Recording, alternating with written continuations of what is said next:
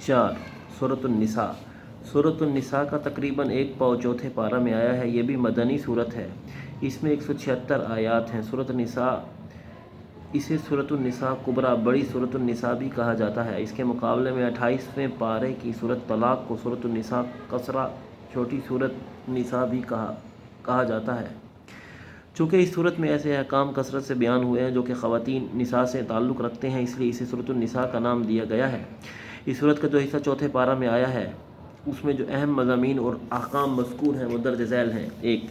यतीमों के अमवाल उनके हवाले कर दिए जाएँ और उन्हें हथियाने या उम्दा माल को रद्दी माल से बदलने की कोशिश न की जाए। 2.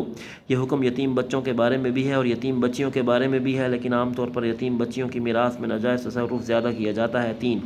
4 औरतों के साथ निकाह करने की इजाज़त है, मगर शर्त यह है कि शोहर उनके हकूक़ अदा करने की सकत रखता हो और उनके दरमियान अदल व इंसाफ़ भी मलहूज़ रख सके। अगर शोहर ऐसा नहीं कर सकता तो उसे एक बीवी पर ही इक्तफ़ा करना चाहिए। 4. ताअद्दुद अज़वाज का रिवाज तो इस्लाम से पहले भी था, मगर वो रिवाज किसी कैद और ज़ाब्ते का पाबंद नहीं था, ना तादाद मुतय्यन थी और ना ही बीवियों के दरमियान अदल व मसावात की कोई शर्त थी। एक शख्स 10 बल्कि इससे भी ज़्यादा औरतों से निकाह कर सकता था, फिर उनमें से जिसके हकूक़ चाहता अदा करता और जिसे चाहता मुअल्लक़ रखता। उसे ना तो तलाक दी जाती और ना ही उसके अज़दवाजी और माशी हकूक़ अदा किए जाते। उसे आप ज़िंदा शोहर वाली बेवा कह सकते हैं। इस्लाम ने तादाद भी मुतय्यन कर दी और हकूक़ की अदायगी को भी फ़र्ज़ कर दिया। यूरोप के लानती तहज़ीब जो पूरी दुनिया को अपने रंग में रंगना चाहती है, वो कानूनी एतबार से तो एक से ज़्यादा औरतों से ताल्लुक़ रखने को जायज़ करार नहीं देती, अलबत्ता गैर कानूनी तौर पर जितनी भी औरतों से ताल्लुक़ कायम कर लिया जाए उस पर कोई कदगन नहीं लगाती। इस अफसोसनाक हकीकत का इतराफ़ कैसे किया जाए कि बहुत से नाम नेहाद मुसलमान भी ज़हनी और अमली तौर पर उसी लानती तहज़ीब के हमनवा दिखाई देते हैं। 5. इस्लाम का सूरज तलू होने से पहले औरत को मीरास में से कुछ भी नहीं दिया जाता था। अहले अरब का मकूला था, हम उसे कैसे माल दें जो न घोड़े पर सवार हो सके, न तलवार उठा सके और न ही दुश्मन का मुकाबला कर सके। अपने इस जाहिलाना असूल की बुनियाद पर बच्चों और ख़वातीन को मीरास से महरूम रखा जाता था। इस्लाम ने इस जुल्म का ख़ात्मा किया और बच्चों और ख़वातीन को भी विरासत का हकदार करार दिया। औरत को हिस्सा देना उस पर किसी का एहसान नहीं है, बल्कि उसका हक़ और उसका फ़रीज़ा है जो उसे दिया जाता है। 11 से 14. 6. औरतों के साथ हुस्न सलूक और मीरास में उनका हिस्सा बयान करने के बाद उन ख़वातीन का तज़किरा है जिनके साथ क़ुराबत, नस्बत, मुसाहरत, ससुराली रिश्ता या रज़ाअत की वजह से निकाह करना हराम है। 23-24. पारा 5. चौथे पारा के आखिर में उन औरतों का जिक्र था जिनसे निकाह करना हराम है। 5वें पारा के शुरू में उसी बहस को मुकम्मल करते हुए फरमाया गया कि इन महरमात के सिवा दूसरी औरतें तुम्हारे लिए हलाल हैं, इस तरह से कि माल खर्च करके उनसे निकाह कर लो, बशर्ते कि निकाह से मकसूद इफ़्फ़त कायम रखना हो, न कि शहवत रानी। तो जिन औरतों से तुम फ़ायदा हासिल करो उनका महर मुकर्रर किया हुआ अदा कर दो। ये जो आखिरी अल्फाज हैं कि जिन औरतों से तुम फ़ायदा हासिल करो, इन अल्फाज से बाद हज़रात मुता के जवाज़ पर इस्तदलाल करते हैं, मगर ये इस्तदलाल बिल्कुल बातिल है। इस आयत में निकाह शरई का जिक्र है, मुता का जिक्र नहीं है। इसमें शक नहीं कि ज़माना जahलियत में मुता का रिवाज था। चूँकि इस्लाम के अहकाम बतदरीज नाजिल हुए हैं, इसलिए इब्तदा इस्लाम में ये रिवाज बाकी रहा, लेकिन बाद में वाज़ेह तौर पर उसकी हुर्मत का ऐलान कर दिया गया। इब्न माजा में है कि हुज़ूर अकरम सल्लल्लाहु अलैहि वसल्लम ने फरमाया, लोगों मैंने तुम्हें मुता की इजाज़त दी थी, लेकिन अब अल्लाह ने इसे क़यामत तक के लिए हराम कर दिया है। इसके अलावा जो अहम मज़ामीन इस पारा में आए हैं वो दर्ज झैल हैं। 1.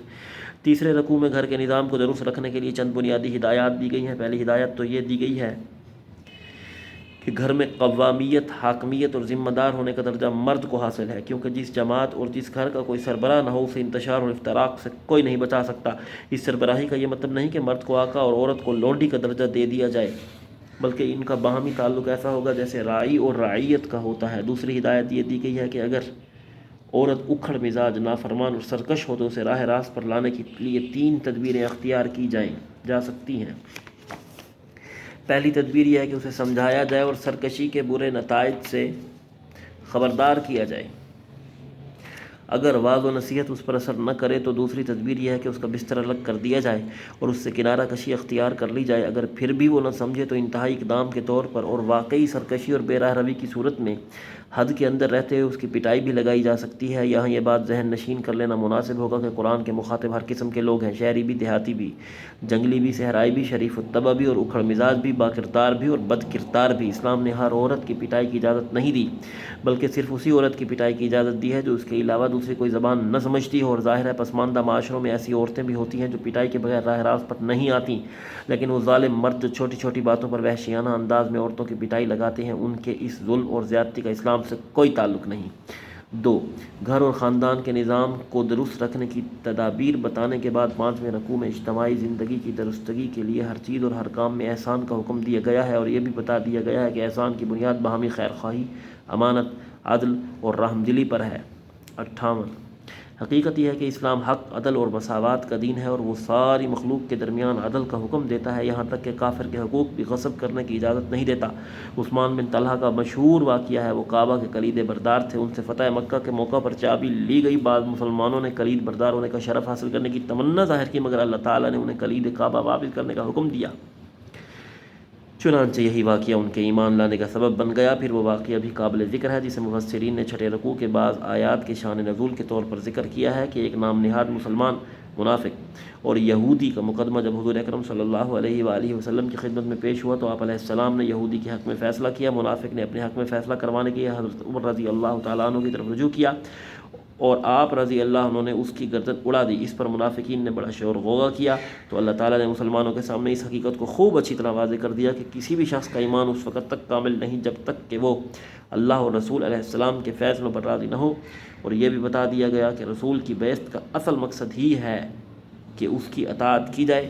رسول کی اطاعت حقیقت میں اللہ کی اطاعت ہے، لیکن ظاہر ہے منافقوں کو رسول کی اطاعت بڑی گراں محسوس ہوتی ہے۔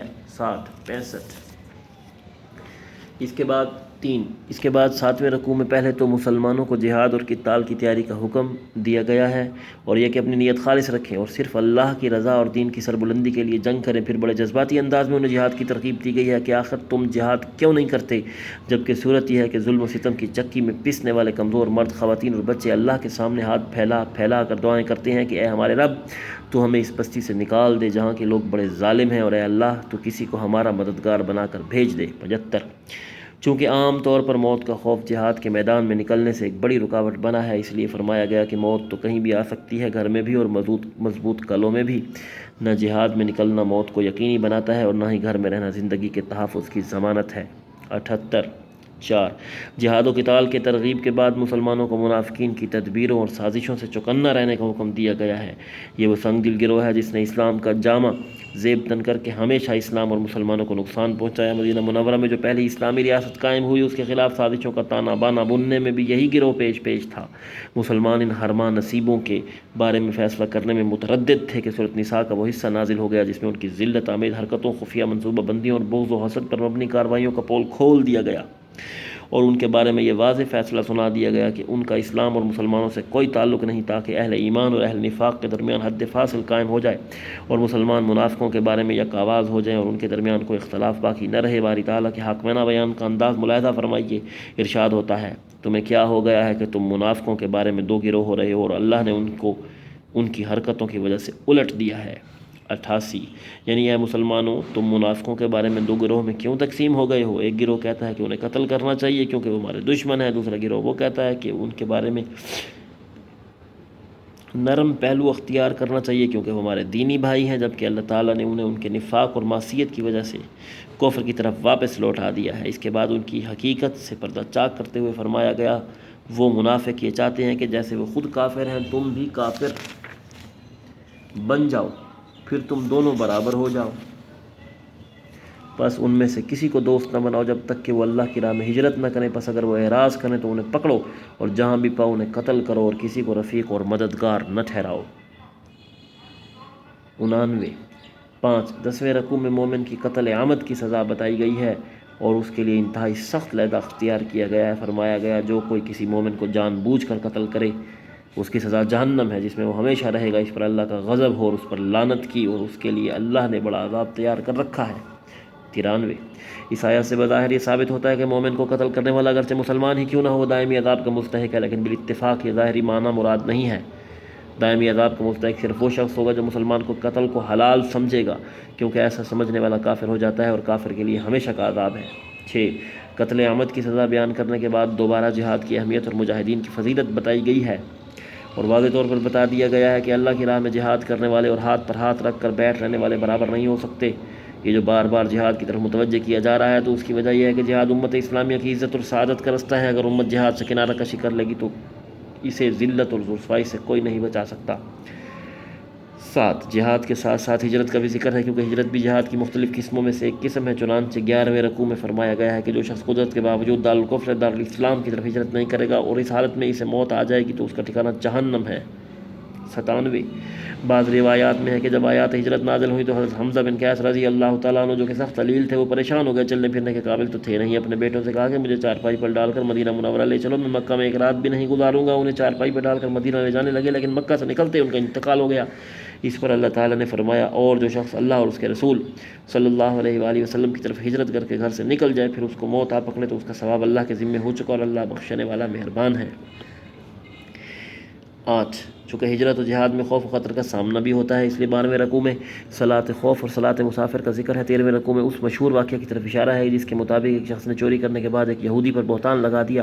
اس نے اور اس کے اقربا نے اپنی چکنی چپڑی باتوں سے حضور اکرم صلی اللہ علیہ وآلہ وسلم کو متاثر کر لیا۔ قریب تھا کہ حضور صلی اللہ علیہ وآلہ وسلم اس یہودی کے خلاف فیصلہ فرما دیتے کہ اللہ پاک نے یہ آیات نازل فرمائی اور آپ علیہ الصلوۃ والسلام کو ایسے لوگوں کا ساتھ دینے اور ان کی وکالت کرنے سے منع فرمایا۔ ارشاد باری ہے، آپ دغابازوں کی طرف سے جھگڑا کرنے والے نہ بنیں اور اللہ سے معافی مانگیں، بے شک اللہ تعالیٰ بخشنے والا بڑا مہربان ہے۔ 105 106 یہ آیات اور یہ واقعہ عدل و انصاف کی تاریخ میں سنہرے حروف سے لکھا جانے کے قابل ہے کہ ایک یہودی اور مسلمان منافق کے تنازع میں جب آپ صلی اللہ علیہ وآلہ وسلم کا میلان مسلمان کی طرف ہوا تو اس پر اللہ تعالیٰ کی طرف سے آپ علیہ الصلوۃ والسلام کو نہ صرف تنبیہ کی گئی بلکہ اس تنبیہ کا قیامت تک کے لیے قرآن میں بھی ذکر کر دیا گیا۔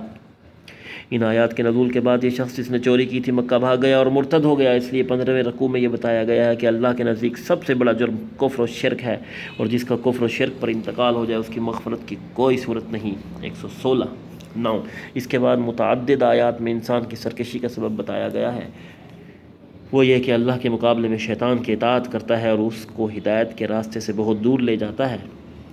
10 پھر ابو الانبیاء حضرت ابراہیم خلیل علیہ السلام کا تذکرہ ہے، اور یہ ہدایت اسی کو ملے گی جو ان کے راستے کی اتباع کرے گا۔ 11 16ویں رکوع میں دوبارہ عورتوں کا تذکرہ ہے جس میں ان پر ظلم کرنے اور ان کے حقوق غصب کرنے سے منع کیا گیا ہے، اور یہ کہ اگر میاں بیوی کے درمیان اختلاف ہو جائے تو انہیں آپس میں صلح کر لینی چاہیے کہ صلح ہی سب سے اچھا رستہ ہے۔